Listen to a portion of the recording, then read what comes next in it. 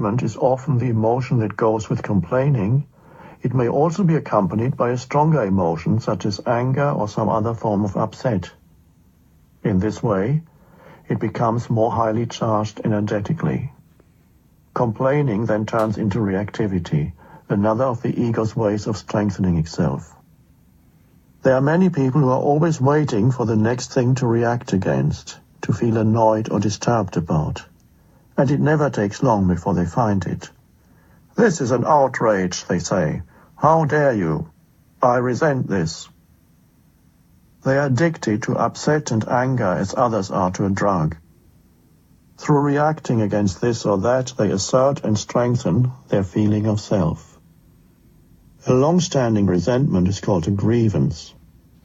To carry a grievance is to be in a permanent state of against, and that is why grievances constitute a significant part of many people's ego.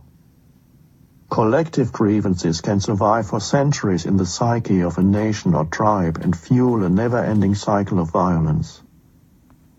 A grievance is a strong negative emotion connected to an event in the sometimes distant past that is being kept alive by compulsive thinking, by retelling the story in the head or out loud of what someone did to me or what someone did to us. A grievance will also contaminate other areas of your life. For example, while you think about and feel your grievance, its negative emotional energy can distort your perception of an event that is happening in the present, or influence the way in which you speak or behave towards someone in the present. One strong grievance is enough to contaminate large areas of your life and keep you in the grip of the ego.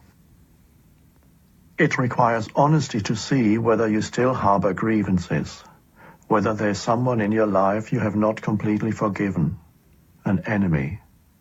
If you do, become aware of the grievance both on the level of thought as well as emotion. That is to say, be aware of the thoughts that keep it alive, and feel the emotion that is the body's response to those thoughts. Don't try to let go of the grievance. Trying to let go, to forgive, does not work. Forgiveness happens naturally when you see that it has no purpose other than to strengthen a false sense of self, to keep the ego in place. The seeing is freeing. Jesus' teaching to forgive your enemies is essentially about the undoing of one of the main egoic structures in the human mind. The past has no power to stop you from being present now. Only your grievance about the past can do that. And what is a grievance?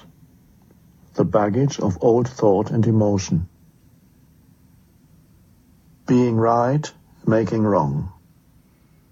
Complaining as well as fault-finding and reactivity strengthen the ego's sense of boundary and separateness on which its survival depends. But they also strengthen the ego in another way by giving it a feeling of superiority on which it thrives.